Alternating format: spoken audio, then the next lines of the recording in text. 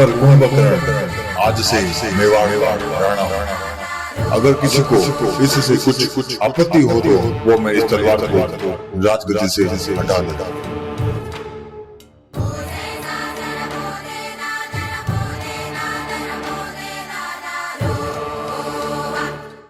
नमस्कार, जय मां भारती। 14वीं सदी की शुरुआत होने को थी। इस समय मेवाड़ में राणा लाखा का शासन हुआ करता था, जिनकी शादी मारवाड़ की राठौड़ रानी हंसाबाई से हुई। इस शादी के कुछ समय बाद ही राणा लाखा की मृत्यु हो गई। पिता की मृत्यु के बाद मेवाड़ की गद्दी पर राणा मोकल का राज तिलक कर दिया गया, जो अभी बालक थे। मोकल की छोटी आयु होने के कारण माता हंसाबाई ने मारवाड़ से अपने भाई रणमल को मेवाड़ की सत्ता संभालने के लिए बुलवाया। बहन का समाचार पाकर भाई रणमल अपने राठौड़ सरदारों के साथ मारवाड़ से मेवाड़ आ गए। रणमल ने मेवाड़ आते ही मेवाड़ के पुराने सरदारों को हटाकर उनकी जगह राठौड़ सरदारों को नियुक्त कर दिया। साल 1433 के आसपास राणा मोकल गुजरात में हिंदू बादशाही की स्थापना करने के लिए निकले। तभी मोकल के सरदार राणा लक्ष्य सिंह के दासी पुत्र चाचा व मेरा ने मिलकर राणा मोकल की हत्या कर दी। इस हत्या के समाचार मेवाड़ पहुंचे। अपने राणा की हत्या का समाचार सुन सभी सरदारों ने तलवारें तान दी। तभी महल में एक वीर बालक का प्रवेश हुआ। उसने मेवाड़ के राज सिंहासन के सामने जाकर अपनी तलवार निकालकर राजगद्दी पर रख दी और बोला कि मैं कुंवर कुंभकर्ण आज से मेवाड़ का राणा हूँ और मेवाड़ के सभी सरकारी आदेश मेरी मोहर के नीचे से होकर गुजरेंगे। अगर किसी को इससे कुछ आपत्ति हो तो वो मेरी तलवार को राजगद्दी से हटा दे। पर ऐसी हिम्मत किसी सरदार की नहीं हुई, क्योंकि ये वीर बालक कोई और नहीं बल्कि राणा मोकल के पुत्र राणा कुंभा था। पिता की मृत्यु के बाद साल 1433 में राणा कुंभा का मेवाड़ की राजगद्दी पर राज तिलक कर दिया गया। हिंदू सुल्तान और राजपूताने के कुंभ के नाम से प्रसिद्ध राणा कुंभा मात्र 16 साल की बालक अवस्था में मेवाड़ के राजा बने। राणा कुंभा वेद पुराण उपनिषद के बहुत बड़े विद्वान थे। वो संगीत, नाटक और साहित्यों की सभाओं का आयोजन करवाते। उन्होंने अनेकों ग्रंथ लिखे। उनके काल में मेवाड़ का विस्तार अपने चरम पर था। वो परम शिव भक्त थे, जिन्होंने कई शिवालयों का निर्माण करवाया। उनके काल में मेवाड़ में भव्य 32 दुर्गों का निर्माण करवाया गया।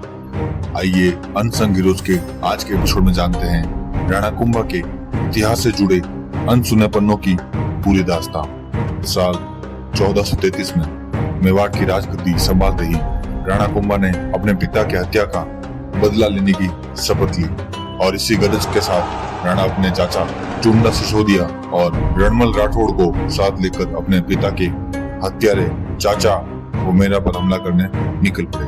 उत्तर की पहाड़ियों पर राणा कुंभा ने जोरदार हमला करते हुए चाचा और मेरा को मार डाला। चुंडा सिसोदिया ने यहाँ राणा को इनके पुत्रों को भी मारने का सुझाव दिया, पर इस भयभीत हमले से डरकर चाचा व मेरा का पुत्र महपाप और एकापामार मालवा के सुल्तान महमूद खिलजी के पास भाग गए। राणा कुंभा ने तुरंत मालवा के सुल्तान महमूद खिलजी को एक पत्र लिखा कि मेवाड़ के शत्रुओं को मेवाड़ के हवाले करो।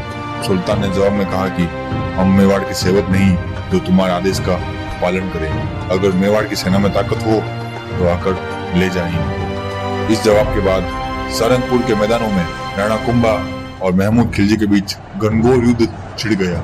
महमूद को अंदाजा नहीं था कि राणा इस बात को इतनी गंभीरता से लेंगे। इस युद्ध में महमूद की सेना पर घातक प्रहार किए गए।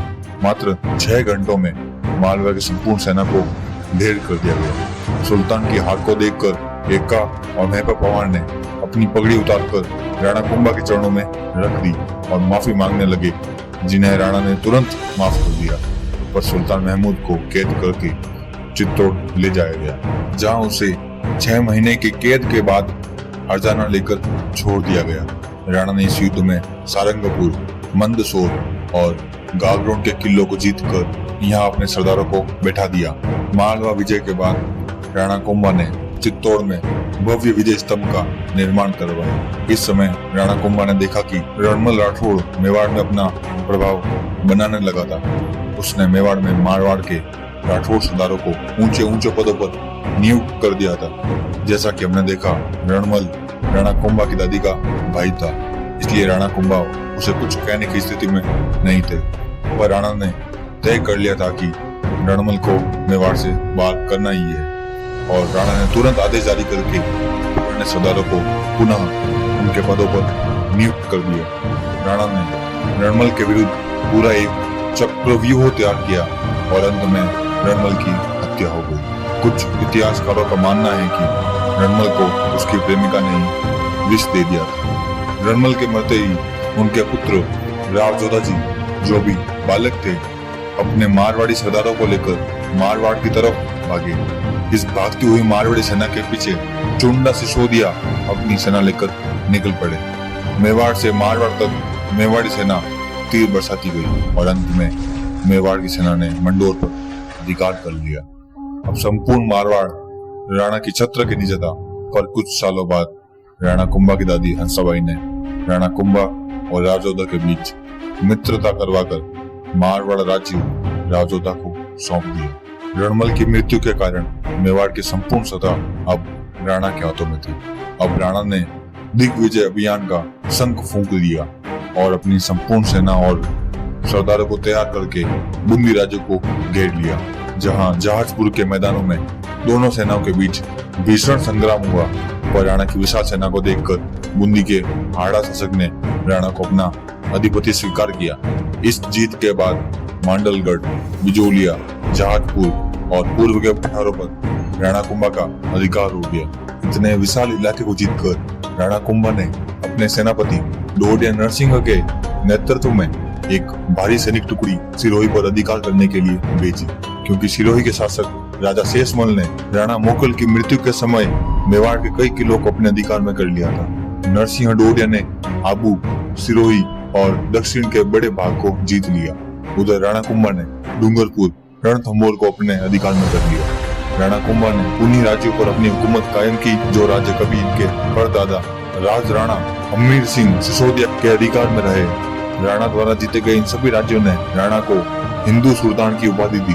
राणा कुंभा जब दिग्विजय अभियान में व्यस्त थे, उस समय मालवा के सुल्तान महमूद खिलजी ने एक बार फिर गागरोन पर आक्रमण कर दिया। इस समय गागरोन पर राणा कुंभा के भांजे पालन सिंह का अधिकार हुआ करता था। सुल्तान ने पालन सिंह को हराकर गागरोन पर अधिकार कर लिया। पालन सिंह ने इस हार के समाचार अपने मामा राणा कुंभा को भेजे। कुंभा ने तुरंत एक भारी सेना लेकर गागरोन पर पुनः अधिकार कर लिया और एक बार फिर महमूद के सरदारों को कैद कर लिया गया। महमूद खिलजी राणा कुंभा से परेशान हो चुका था। वो जिस किसी भी किले पर अधिकार करता, राणा कुंभा तुरंत उसको खदेड़ देते। अब उसने गुजरात के सुल्तान के साथ मिलकर राणा कुंभा को घेरने की योजना बनाई। इस समय गुजरात में कुतुब शाह का शासन हुआ करता था। महमूद ने गुजरात के सुल्तान को पत्र लिखा कि मेवाड़ की सतह पर एक ऐसा राणा बैठा है जिसने हमारे साम्राज्य को बहुत ज्यादा नुकसान पहुंचाया है। अगर जल्दी उसको काबू नहीं किया गया तो ये एक दिन मालवा को जीतकर आपके संपूर्ण साम्राज्य को तहस नहस कर डालेगा। गुजरात के सुल्तान ने महमूद खिलजी के पत्र को स्वीकार किया और दोनों ने तय किया कि हम दो दिशाओं से मेवाड़ को घेर कर हमला करेंगे और मेवाड़ पर अपना अधिकार कायम करेंगे।